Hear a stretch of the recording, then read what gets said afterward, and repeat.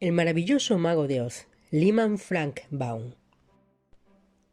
Dorothy vivía en medio de las extensas praderas de Kansas con su tío Henry, que era granjero, y su tía Em, la esposa de este. La casa que los albergaba era pequeña, pues la madera necesaria para su construcción debió ser transportada en carretas desde muy lejos. Constaba de 4 paredes, piso y techo, lo cual formaba una habitación, y en ella había una cocina algo herrumbrada, un mueble para los platos, una mesa, 3 o 4 sillas y las camas. El tío Henry y la tía Em tenían una cama grande situada en un rincón, y Dorothy ocupaba una pequeñita en otro rincón. No había altillo ni tampoco sótano, salvo un hueco cavado en el piso, y al que llamaban refugio para ciclones, donde la familia podía cobijarse en caso de que se descargara un huracán lo bastante fuerte como para barrer con cualquier edificio. A este hueco, pequeño y oscuro, se llegaba por medio de una escalera y una puerta trampa que había en medio del piso. Cuando Dorothy se detenía en el vano de la puerta y miraba a su alrededor, no podía ver otra cosa que la gran pradera que los rodeaba. Ni un árbol ni una casa se destacaba en la inmensa llanura que se extendía en todas las direcciones, y llanura que parecía juntarse con el cielo. El sol había calcinado la tierra arada hasta convertirla en una masa grisácea, con una que otra rajadura aquí y allá. Ni siquiera la hierba era verde, pues el sol había quemado la parte superior de sus largas hojillas hasta teñirlas del mismo gris predominante en el lugar. En un tiempo la casa estuvo pintada, pero el calor del astro rey había levantado ampollas en la pintura, y las lluvias se llevaron a esta, de modo que la vivienda tenía ahora la misma tonalidad grisácea y opaca que todo lo que circundaba. Cuando la tía Em fue a vivir allí, era una mujer joven y bonita, pero el sol y los vientos también la habían cambiado, robando el brillo de sus ojos, que quedaron de un gris plomizo, y borrando el rubor de sus labios y mejillas, los que poco a poco fueron adquiriendo la misma tonalidad imperante en el lugar. Ahora era demasiado enjuta y jamás sonreía. Cuando Dorothy quedó huérfana y fue a vivir con ella, la tía Em solía sobresaltarse tanto de sus risas que lanzaba un grito y se llevaba la mano al corazón cada vez que llegaba a sus oídos la voz de la pequeña, y todavía miraba a su sobrina con expresión de extrañeza, preguntándose qué era lo que la hacía reír. Tampoco reía nunca el tío Henry, quien trabajaba desde la mañana hasta la noche e ignoraba lo que era la alegría. Él también tenía una tonalidad grisácea. Desde su larga barba hasta sus rústicas botas, su expresión era solemne y dura. Era Toto el que hacía reír a Dorothy y el que la salvó de tornarse tan opaca como el medio ambiente en que vivía. Toto no era gris, era un perrito negro, de largo pelaje sedoso y negros ojillos que relucían alegres a ambos lados de su cómico hocico. Toto jugaba todo el día y Dorothy le acompañaba en sus juegos y lo quería con todo su corazón. Ese día no estaban jugando.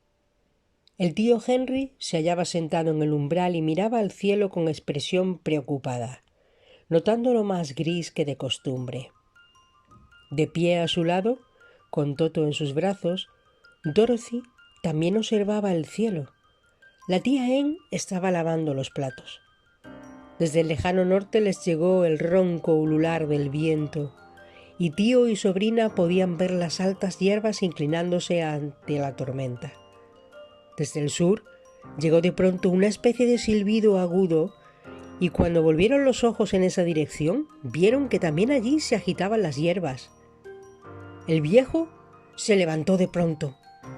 «¡Viene un ciclón, Em!», le gritó a su esposa. «Iré a ocuparme de los animales y echó a correr hacia los cobertizos donde estaban las vacas y caballos. La tía Em dejó su trabajo para salir a la puerta, desde donde vio con una sola ojeada el peligro que corrían. ¡Aprisa, Dorothy!, chilló. ¡Corre al sótano! Toto saltó de entre los brazos de la niña para ir a esconderse bajo la cama, y Dorothy se dispuso a seguirlo, mientras que la tía Em, profundamente atemorizada, abría la puerta trampa y descendía al oscuro refugio bajo el piso. Al fin logró Dorothy atrapar a Toto y se volvió para seguir a su tía. Pero cuando se hallaba a mitad del camino, arreció de pronto la vendaval y la casa se sacudió con tal violencia que la niña perdió el equilibrio y tuvo que sentarse en el suelo. Entonces ocurrió algo muy extraño. La vivienda giró sobre sí misma 2 o 3 veces y empezó a elevarse con lentitud hacia el cielo. A Dorothy le pareció como si estuviera ascendiendo en un globo.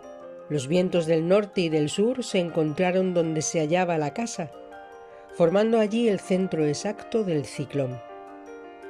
En el vórtice o centro del ciclón, el aire suele quedar en calma, pero la gran presión del viento sobre los 4 costados de la cabaña la fue elevando cada vez más, y en lo alto permaneció siendo arrastrada a enorme distancia y con tanta facilidad como si fuera una pluma.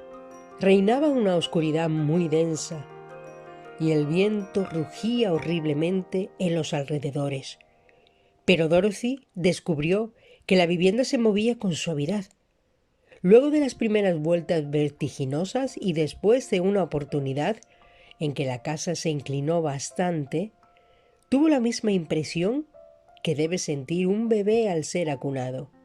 A Toto no le gustaba todo aquello y corría de un lado a otro de la habitación, ladrando sin cesar, pero Dorothy se quedó quieta en el piso, aguardando para ver qué iba a suceder. En una oportunidad el perrillo se acercó demasiado a la puerta abierta del sótano y cayó por ella. Al principio pensó la niña que lo había perdido, pero a poco vio una de sus orejas que asomaba por el hueco, y era que la fuerte presión del huracán lo mantenía en el aire de modo que no podía caer. La niña se arrastró hasta el agujero, atrapó a Toto por la oreja y lo arrastró de nuevo a la habitación después de cerrar la puerta trampa a fin de que no se repitiera el accidente. Poco a poco fueron pasando las horas y Dorothy se repuso gradualmente del susto. Pero se sentía muy solitaria y el viento aullaba a su alrededor con tanta fuerza que la niña estuvo a punto de sordecer. Al principio habíase preguntado si se haría pedazos cuando la casa volviera a caer, mas a medida que transcurrían las horas, sin que sucediera nada terrible, dejó de preocuparse y decidió esperar con calma para ver qué le depararía el futuro. Al fin se arrastró hacia la cama y se acostó, mientras que Toto la imitaba e iba a tenderse a su lado.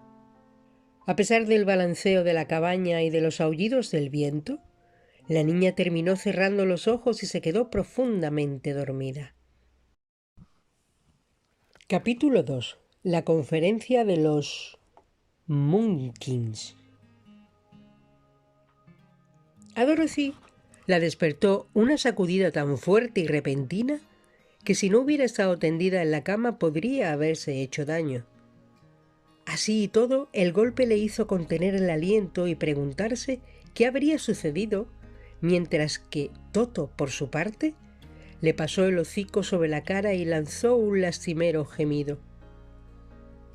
Al sentarse en el lecho, la niña notó que la casa ya no se movía. Además, ya no estaba oscuro, pues la radiante luz del sol penetraba por la ventana inundando la habitación con sus áureos resplandores. Saltó del lecho y con Toto pegado a sus talones corrió a abrir la puerta. Enseguida lanzó una exclamación de asombro al mirar a su alrededor, mientras que sus ojos se agrandaban cada vez más ante la vista maravillosa que se le ofrecía. El ciclón había depositado la casa con bastante suavidad en medio de una región de extraordinaria hermosura. Por doquier se veía el terreno cubierto de un césped del color de la esmeralda, y en los alrededores se elevaban majestuosos árboles cargados de sabrosos frutos maduros. Abundaban extraordinariamente las flores multicolores, y entre los árboles y arbustos revoloteaban aves de raros y brillantes plumajes. A cierta distancia corría un arroyuelo de aguas resplandecientes que acariciaban al pasar las verdosas orillas, susurrando en su marcha con un son cantarino que resultó una delicia para la niña procedente de las áridas planicies de Kansas. Mientras observaba entusiasmada aquel extraño y maravilloso espectáculo, notó que avanzaba hacia ella un grupo de las personas más raras que viera en su vida. No eran tan grandes como los adultos a los que conocía, pero tampoco eran muy pequeños.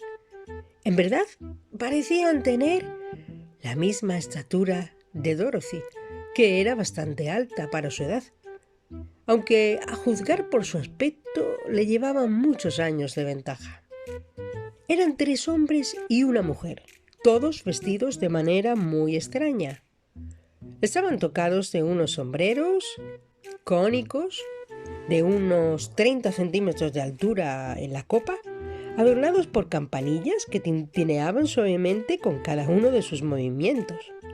Los de los hombres eran azul y blanco el de la mujercita, quien lucía una especie de vestido también blanco que pendía en pliegues desde sus hombros hasta el suelo y estaba salpicado de estrellitas que el sol hacía brillar como diamantes.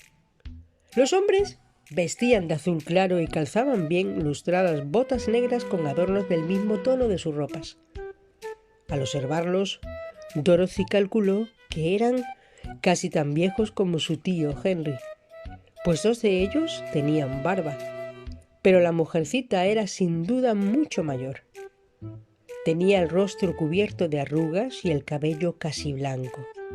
Además, caminaba con el paso propio de las personas de edad avanzada.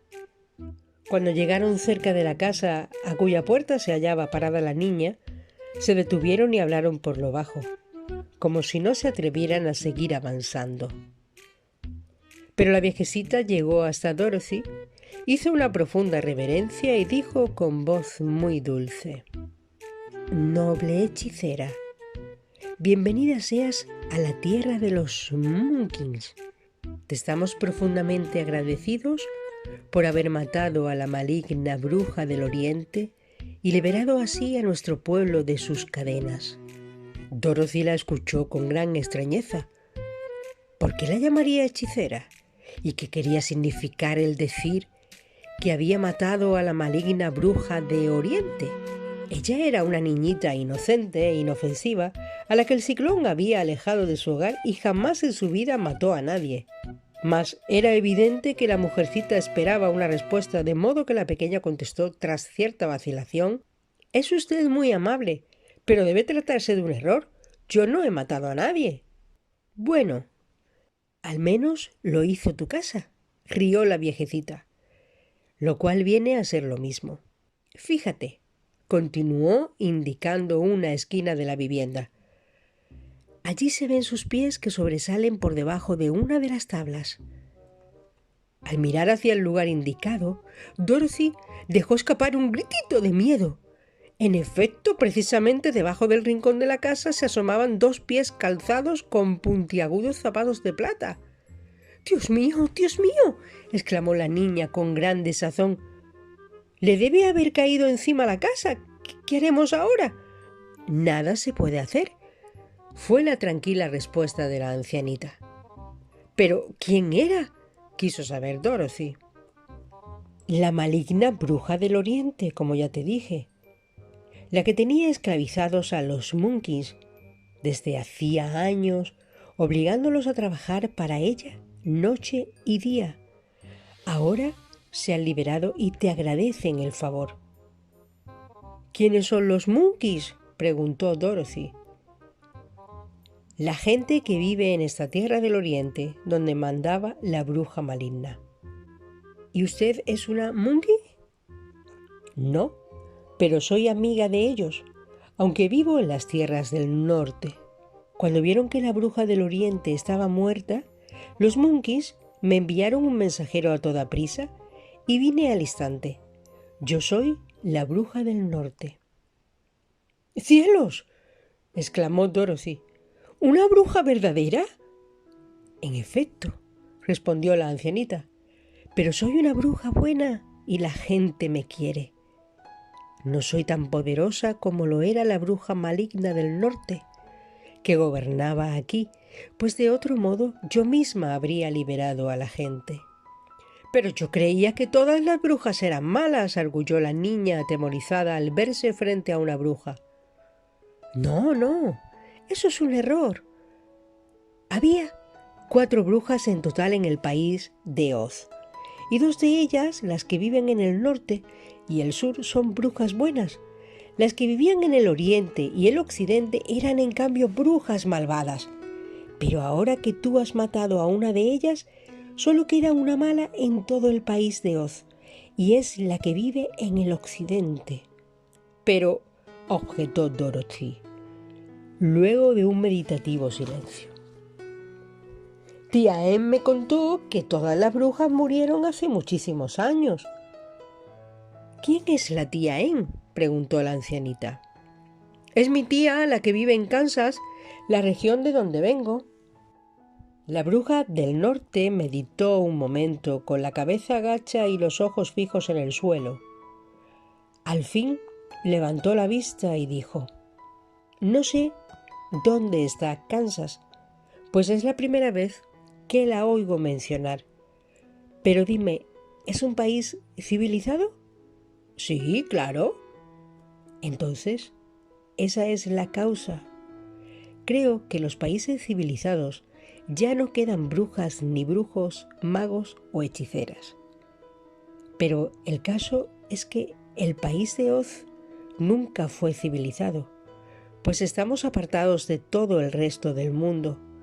Por eso es que todavía tenemos brujas y magos. ¿Quiénes son los magos? El mismo Oz es el gran mago, manifestó la bruja en voz mucho más baja. Es más poderoso que todos los demás juntos y vive en la ciudad Esmeralda. Dorothy iba a hacer otra pregunta, pero en ese momento los monkeys, que habían escuchado en silencio, lanzaron un grito agudo y, señalando hacia la esquina de la casa bajo la cual yacía la bruja del oriente. ¿Qué pasa?, preguntó la ancianita, y al mirar rompió a reír. Los pies de la bruja muerta habían desaparecido por completo y no quedaban más que los zapatos de plata. Era tan vieja que el sol la redujo a polvo. Así termina ella, pero los zapatos son tuyos y te los daré para que los uses. Recogió los zapatos y luego de quitarles el polvo se los entregó a Dorothy. La bruja del oriente estaba orgullosa de esos zapatos plateados, comentó uno de los monkeys, y creo que tienen algo mágico, aunque nunca supimos cuál era su magia. Dorothy los llevó al interior de la casa y los puso sobre la mesa. Cuando volvió a salir dijo: Estoy ansiosa por volver al lado de mis tíos, pues es seguro que estarán preocupados por mí. ¿Pueden ayudarme a encontrar el camino? Los monkeys y la bruja se miraron unos a otros y luego a Dorothy. Al fin menearon las cabezas. Hacia oriente, no muy lejos de aquí, dijo uno, está el gran desierto que nadie puede cruzar. Lo mismo que en el sur, declaró otro, pues yo he estado allí y lo he visto. El sur es el país de los Quadlings. Y a mí me han dicho que en el occidente es lo mismo, expresó el tercero. Y ese país donde viven los Winkies es gobernado por la maligna bruja de occidente que te esclavizaría si pasaras por allí. En el norte está mi país, dijo la ancianita, y en su límite se ve el gran desierto que rodea el país de Oz. Querida mía, mucho me temo que tendrás que quedarte a vivir con nosotros. Al oír esto, Dorothy empezó a sollozar, pues se sentía muy sola entre aquella gente tan extraña. Sus lágrimas parecieron apenar a los bondadosos Munkins, los que enseguida sacaron sus pañuelos y rompieron también a llorar. En cuanto a la bruja buena, se quitó el gorro cónico y lo puso en equilibrio sobre la punta de la nariz mientras contaba hasta 3 en voz solemne. Al instante, el gorro se convirtió en una pizarra sobre la que estaban escritas con tiza las siguientes palabras: «Dejen que Dorothy vaya a la ciudad de Esmeralda».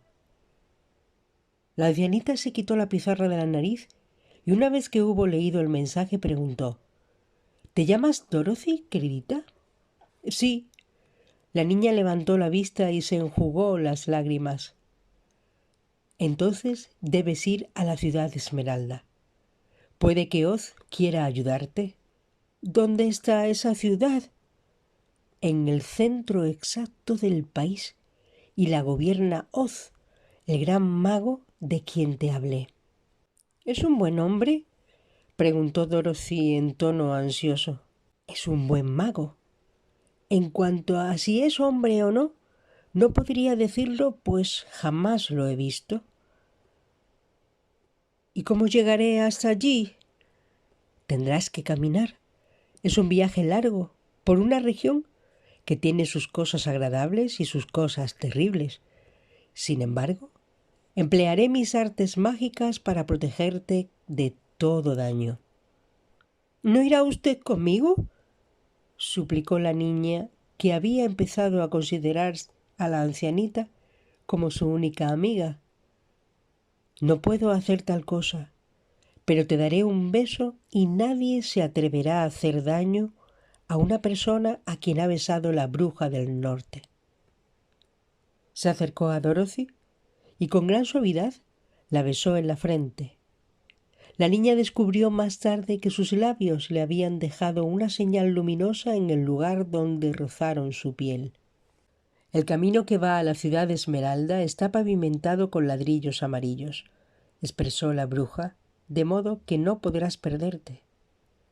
Cuando veas a Oz, no le tengas miedo. Cuéntale lo que te ha pasado y pídele que te ayude». Los 3 Munkins se inclinaron respetuosamente ante la niña y le desearon un agradable viaje, después de lo cual se alejaron por entre los árboles. La bruja le hizo una amable inclinación de cabeza, giró 3 veces sobre su tacón izquierdo y desapareció por completo. Para gran sorpresa de Toto, el que empezó a ladrar a más y mejor ahora que ella se había ido, pues no se había atrevido a gruñir siquiera en su presencia. Pero Dorothy, que sabía que era una bruja, estaba preparada para su brusca partida, de modo que no sintió la menor sorpresa. «Adiós, querida mía». Capítulo 3. De cómo salvó Dorothy al espantapájaros. Al quedar sola, Dorothy empezó a sentir apetito, de modo que fue a la alacena y cortó un pedazo de pan al que le puso manteca. Dio un poco a Toto, descolgó el cubo y se fue al arroyuelo para llenarlo con agua. Toto corrió hacia los árboles y empezó a ladrarle a los pajarillos. Cuando fue a buscarlo, la niña vio unas frutas tan deliciosas pendientes de las ramas que recogió algunas para completar su desayuno. Volvió entonces a la casa y luego de haber bebido un poco de agua, se dispuso para el viaje a la ciudad de Esmeralda. Solo tenía otro vestido, pero estaba muy limpio y colgaba de una percha al lado de su cama. Era de algodón, a cuadros blancos y azules, y aunque el azul estaba algo descolorido por los frecuentes lavados, la prenda le sentaba muy bien. La niña se lavó cuidadosamente, se puso el vestido limpio y se caló el sombrero rosado. Llenó con su pan una cesta y la cubrió con una servilleta blanca. Luego se miró los pies y notó cuán viejos y gastados estaban sus zapatos. «Seguro que no me van a servir para un viaje largo, Toto», dijo. Y el perrillo la miró con sus ojos negros y meneó la cola para demostrar que entendía sus palabras.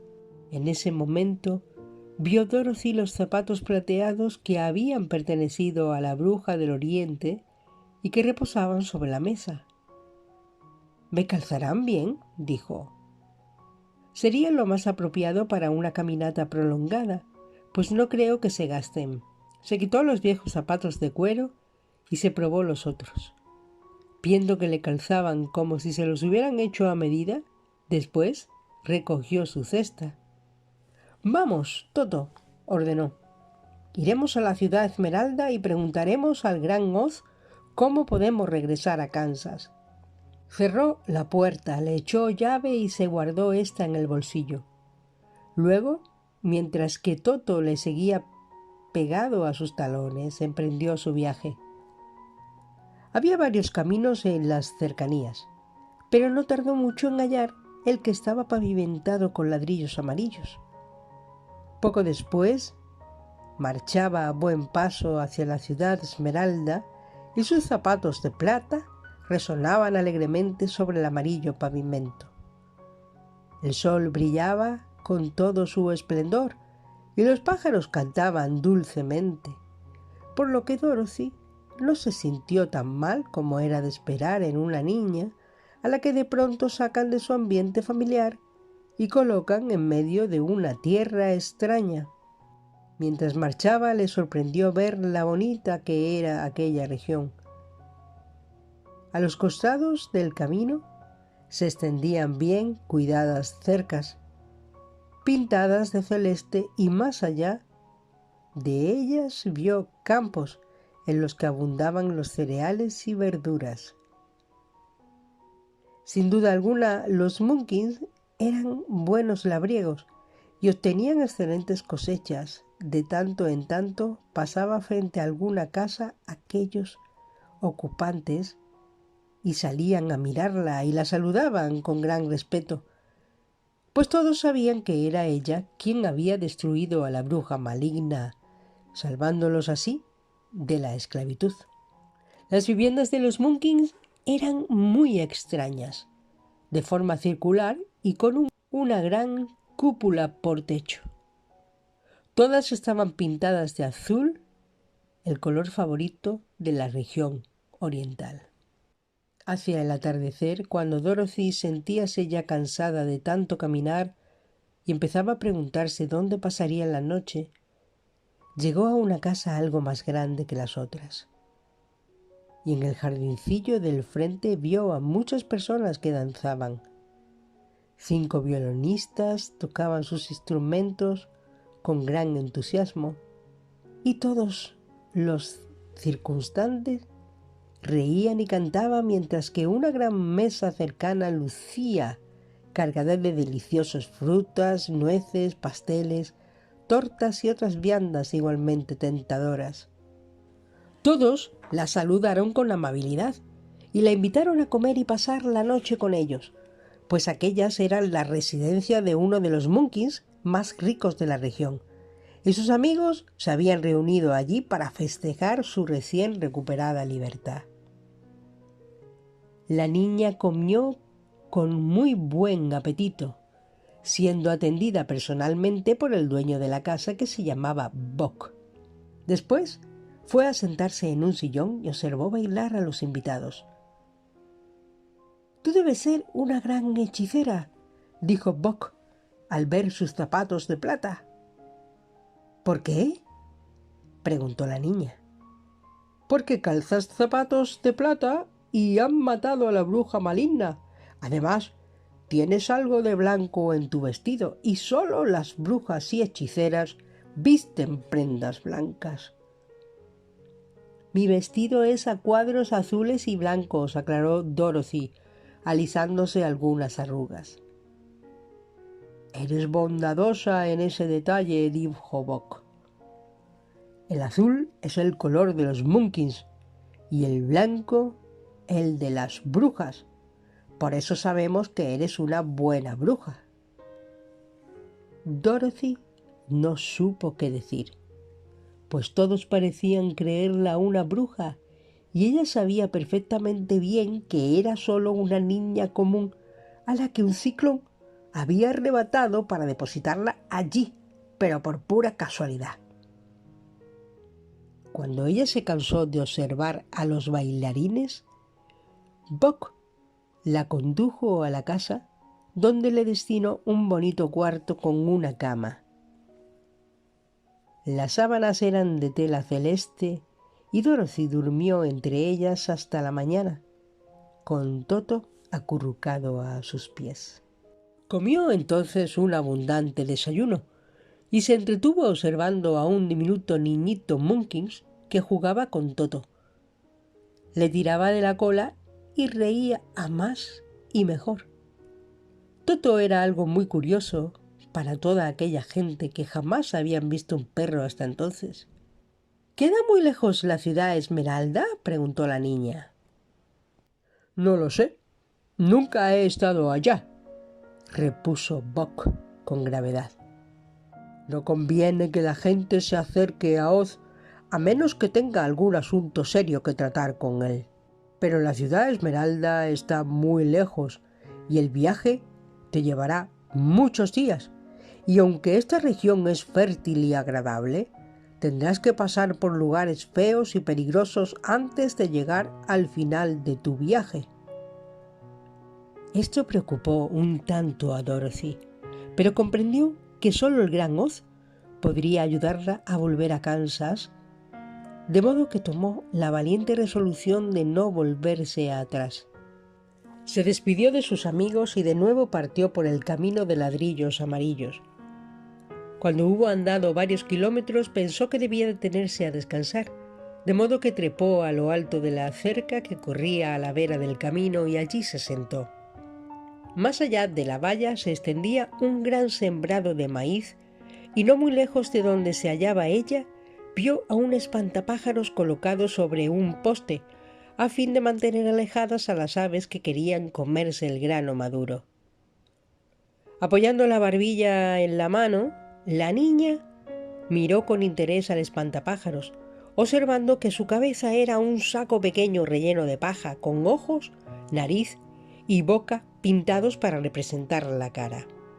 Un viejo sombrero cónico, sin duda de algún Munkins, descansaba sobre su cabeza y el resto de su figura lo constituía un traje azul claro, viejo y descolorido, al que también habían rellenado de paja. Por pies tenía un par de viejas botas con adornos celestes, tal como las que usaban todos los hombres de la región, y todo el muñeco se elevaba por sobre su sembrado, gracias al palo que le atravesaba la espalda. Mientras Dorothy miraba con gran interés la extraña cara pintada del espantapájaros, se sorprendió al ver que uno de los ojos le hacía un lento guiño. Al principio creyó haberse equivocado, pues ningún espantapájaros de Kansas puede hacer guiños, pero poco a poco el muñeco le saludó amistosamente con un movimiento de cabeza.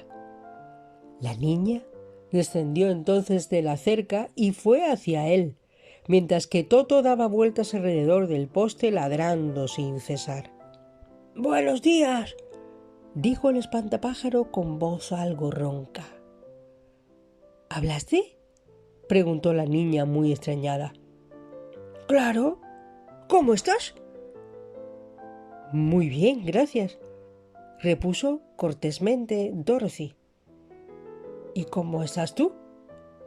«No muy bien», sonrió el espantapájaros.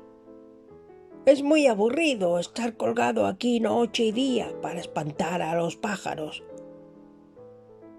«¿No puedes bajar?».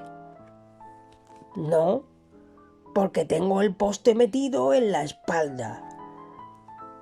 Si me hicieras el favor de sacar esta madera, te lo agradeceré muchísimo».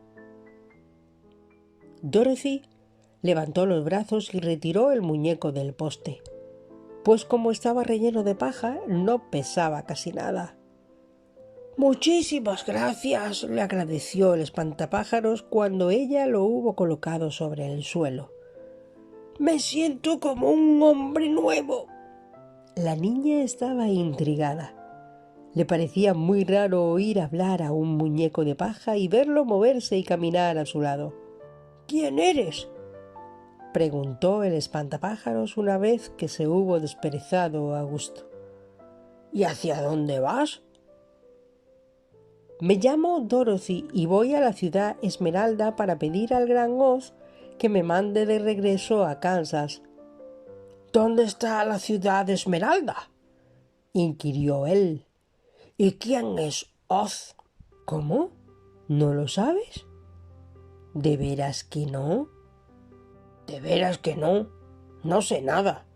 Como ves, estoy relleno de paja, de modo que no tengo sesos», manifestó él en tono apenado. «Oh, lo siento por ti». «¡Ey! Si voy contigo a la ciudad Esmeralda, ¿ese Oz me dará un cerebro?», preguntó él. «No lo sé, pero puedes venir conmigo si quieres.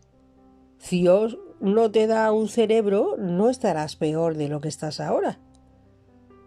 «Eso es verdad», asintió el muñeco y en tono confidencial continuó. «Te diré, no me molesta tener el cuerpo relleno de paja, porque así no me hago daño con nada. Si alguien me pisa los pies o me clava un alfiler en el pecho, no tiene importancia porque no lo siento. Pero no quiero que la gente me tome por tonto. Y si mi cabeza sigue rellena de paja en lugar de tener sesos, como los tienes tú, ¿cómo voy a saber nunca nada?». «Te comprendo perfectamente», asintió la niña, que realmente lo compadecía.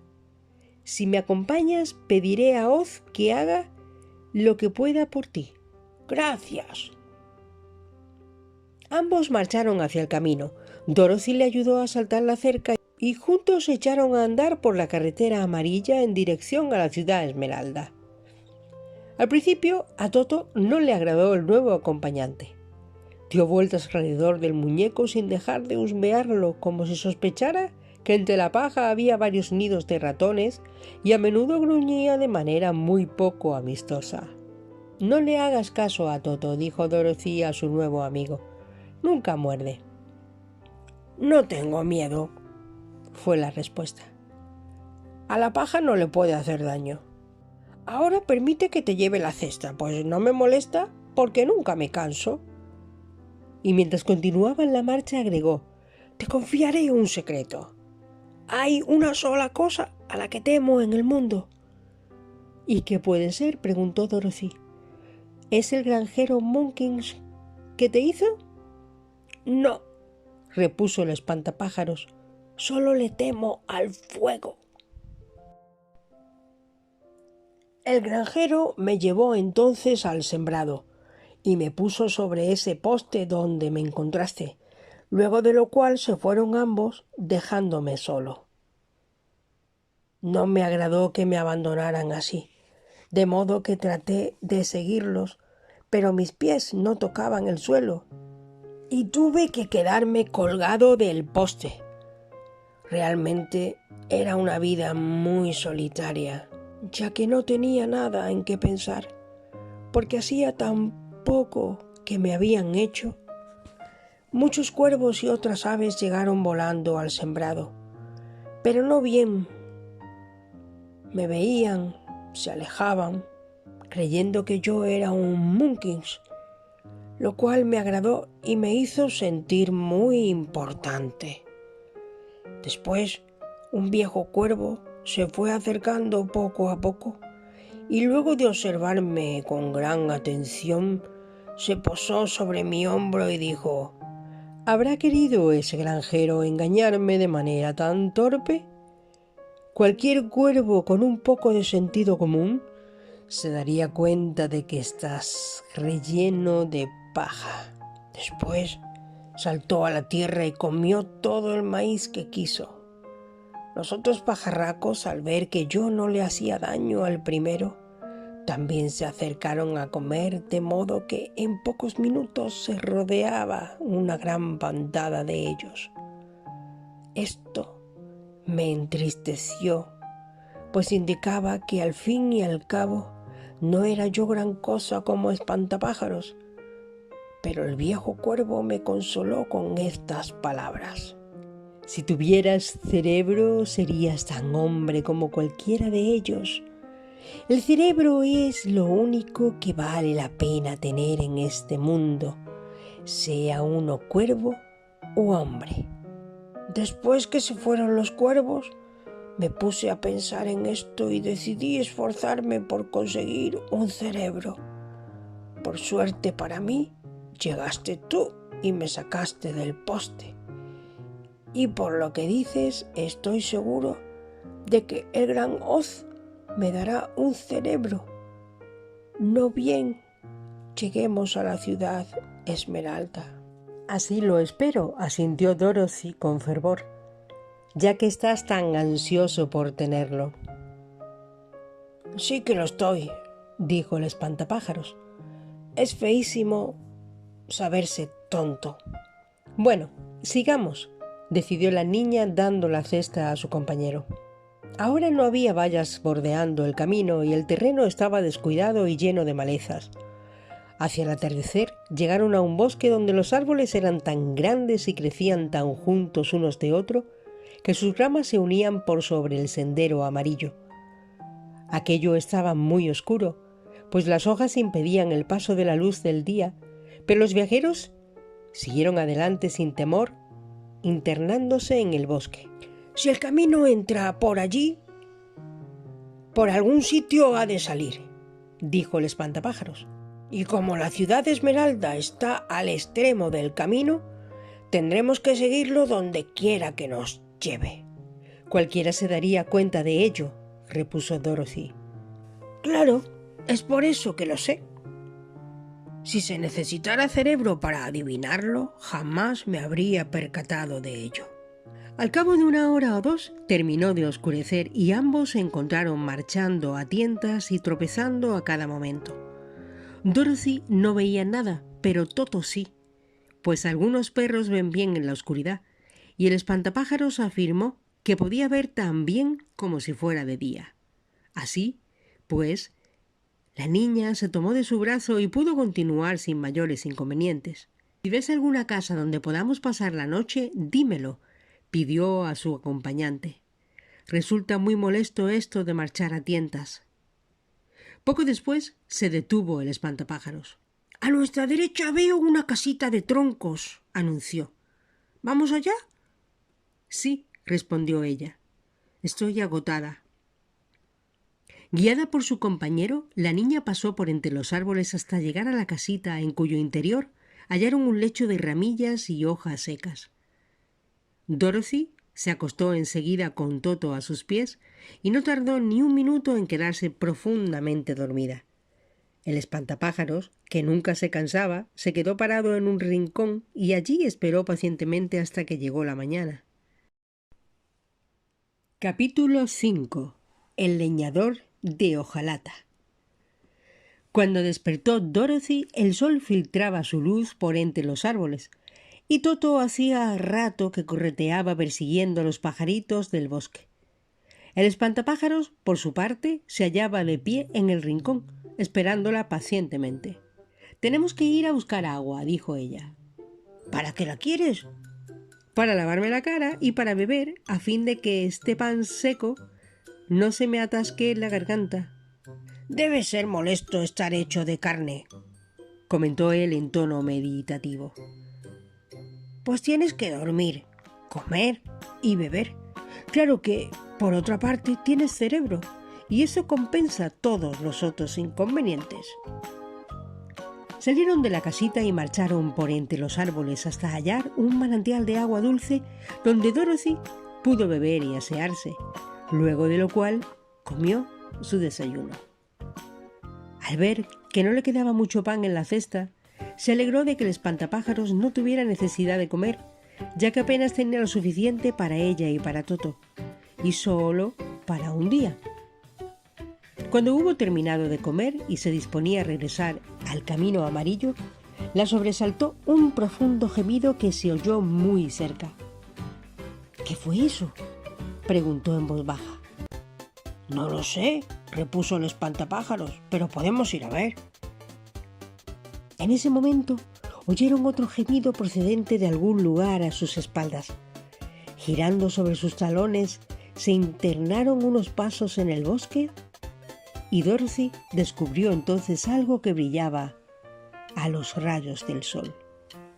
Corrió enseguida hacia el lugar y se detuvo de pronto lanzando un grito de sorpresa. ¡Ah! Uno de los árboles tenía el tronco casi enteramente cortado a hachazos y de pie a su lado con un hacha en sus manos se hallaba un hombre hecho por completo de hojalata. La cabeza, los brazos, las piernas se unían al cuerpo por medio de juntas articuladas, pero la figura estaba perfectamente quieta como si no pudiera moverse en absoluto. Dorothy lo contempló asombrada, lo mismo que el espantapájaros, mientras que Toto lanzaba un ladrido y mordía una de las piernas de hojalata sin causar el menor efecto en ella. ¿Gemiste tú?, preguntó la niña. Sí, repuso el hombre de hojalata. He estado gimiendo por más de un año y hasta ahora no me había oído en nadie. ¿Qué puedo hacer por ti?, murmuró Dorothy muy conmovida ante el tono dolorido con que hablaba el hombre. Ve a buscar una lata de aceite y lubrícame las coyunturas, pidió él. Están tan oxidadas que no puedo moverlas. Si me las aceitan, enseguida mejorarán. Hallarás la aceitera en un estante de mi casita. Dorothy corrió enseguida hacia la casita donde había pasado la noche. Halló la lata de aceite y volvió con ella a toda prisa. ¿Dónde tienen las coyunturas?, preguntó. Acéitame primero el cuello, y respondió el leñador de hojalata.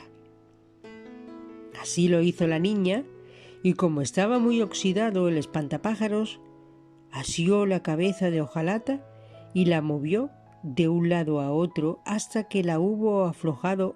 Su dueño pudo hacerla girar. Ahora acéitame las articulaciones de los brazos, pidió el leñador. Así lo hizo Dorothy, y el espantapájaros se lo dobló con gran cuidado hasta que quedaron libres de herrumbre y tan buenos como nuevos. El leñador lanzó un suspiro de satisfacción mientras bajaba su hacha y la apoyaba contra el árbol. ¡Qué bien me siento!, dijo. He estado sosteniendo el hacha desde que me oxidé y en verdad que me alegro de poder dejarla. Ahora si me aceitan las articulaciones de las piernas estaré completamente bien. Le aceitaron las piernas hasta que pudo moverlas con entera libertad, sin dejar de darles las gracias una y otra vez por su liberación, pues parecía ser un personaje muy cortés y agradecido. Me hubiera quedado allí para siempre si no hubiesen venido ustedes, expresó. Así que en realidad me han salvado la vida. ¿Cómo es que pasaron por aquí? Vamos de camino hacia la ciudad Esmeralda para ver al gran Oz, contestó la niña, y nos detuvimos en tu casita a pasar la noche. ¿Para qué quieren ver a Oz? Yo deseo que me envíen de regreso a Kansas, y el espantapájaros va a pedirle que le dé un cerebro. El leñador pareció meditar un momento y luego dijo: ¿Te parece que Oz podría darme un corazón? Supongo que sí, contestó Dorothy. Sería tan fácil como darle un cerebro al espantapájaros. Es cierto, concordó el leñador de hojalata. Entonces, si me permiten unirme a ustedes, yo también iré a la ciudad Esmeralda para pedir que Oz me ayude. Acompáñanos, le invitó cordialmente el espantapájaros, y Dorothy agregó que le encantaría tenerlo por compañero. Así pues, el leñador se echó al hombro su hacha y los tres marcharon por el bosque hasta llegar al camino pavimentado con ladrillos amarillos. El leñador había pedido a Dorothy que llevara la aceitera en su cesta, porque la voy a necesitar mucho si me sorprende la lluvia y vuelvo a oxidarme, explicó. Fue una suerte que se les hubiera unido el leñador, ya que poco después de reanudar el viaje llegaron a un sitio donde los árboles y las ramas crecían con tal profusión sobre el camino que los viajeros no pudieron pasar. Pero el leñador se puso a trabajar con su hacha de manera tan empeñosa que muy pronto abrió un paso para todos ellos. Dorothy iba tan distraída mientras marchaban que no se dio cuenta cuando el espantapájaros tropezó con un hoyo y cayó rodando a un costado del camino, mientras gritaba pidiendo que lo ayudaran. —¿Por qué no esquivaste el hoyo? —le preguntó el leñador. —Me falta inteligencia —fue la alegre respuesta—. Tengo la cabeza llena de paja, ¿sabes? Y es por eso que voy a ver a Oz, para que me dé un cerebro. —Ah, ya entiendo. Pero, al fin y al cabo, un cerebro no es mejor. No es lo mejor que hay en el mundo. —¿Tú lo tienes? —No.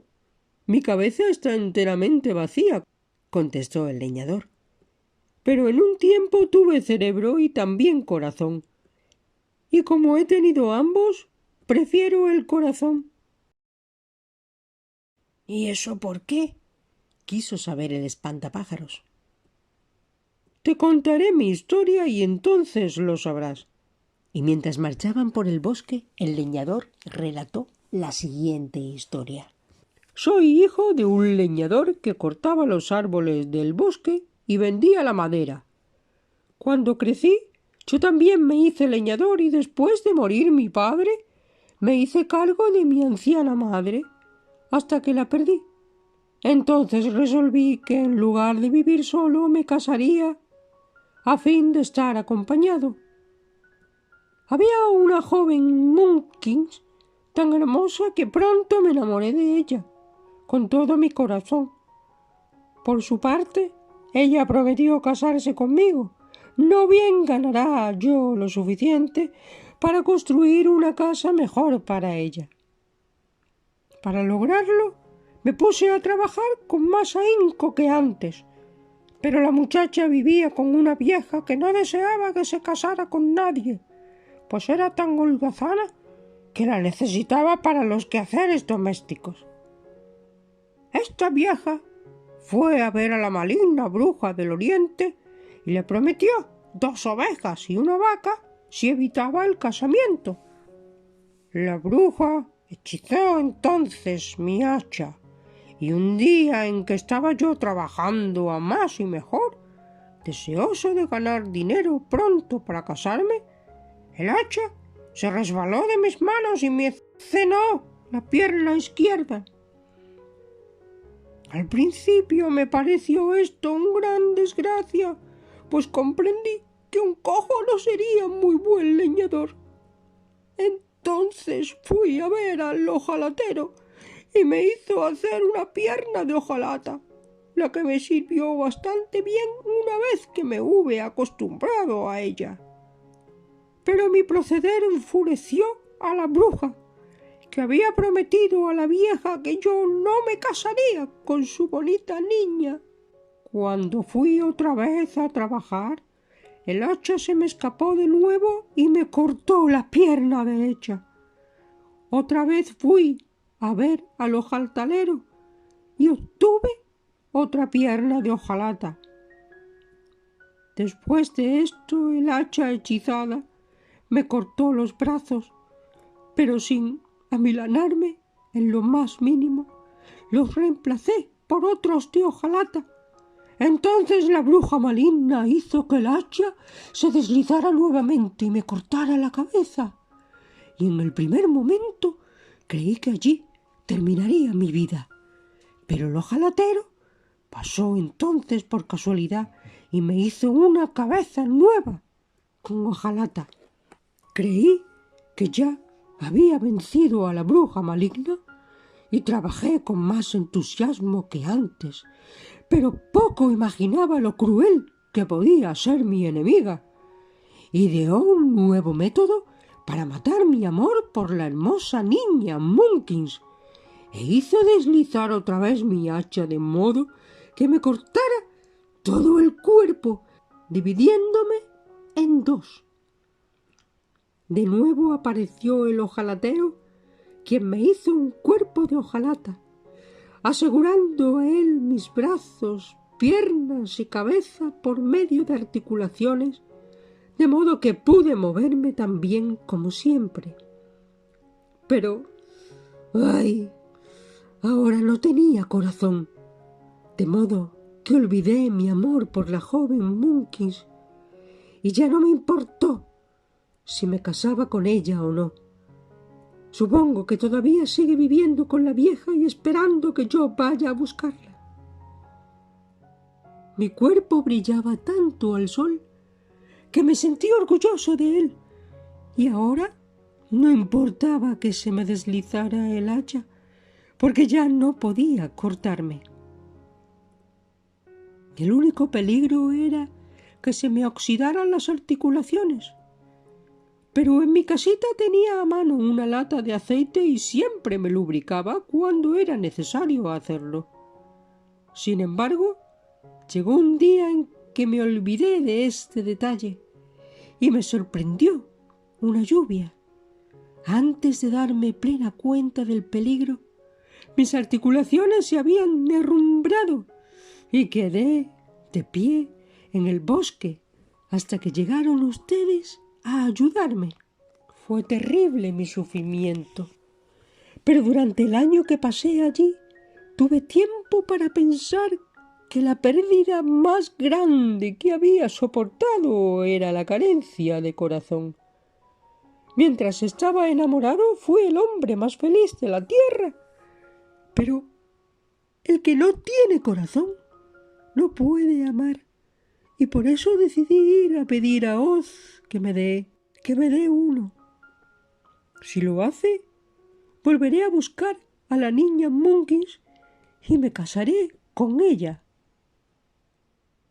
Tanto Dorothy como el espantapájaros habían escuchado con gran interés el relato del leñador, y ahora comprendían por qué estaba tan deseoso de obtener un nuevo corazón. Sin embargo, dijo el espantapájaros, yo pediré un cerebro en vez de un corazón, pues un tonto sin sesos no sabría qué hacer con su corazón si lo tuviera. Yo prefiero el corazón, replicó el leñador, porque el cerebro no lo hace a uno feliz, y la felicidad es lo mejor que hay en el mundo. Dorothy guardó silencio. Ignoraba cuál de sus dos amigos tenía la razón, y se dijo que si solo podía regresar al lado de su tía Em, poco importaría que el leñador no tuviera cerebro y el espantapájaros careciera de corazón, o que cada uno obtuviera lo que deseaba. Lo que más le preocupaba era que ya quedaba muy poco pan, y una comida más para ella y para Toto lo agotarían por completo. Claro que el leñador y el espantapájaros no necesitaban alimento, pero ella no estaba hecha de hojalata ni de paja y no podía vivir sin comer.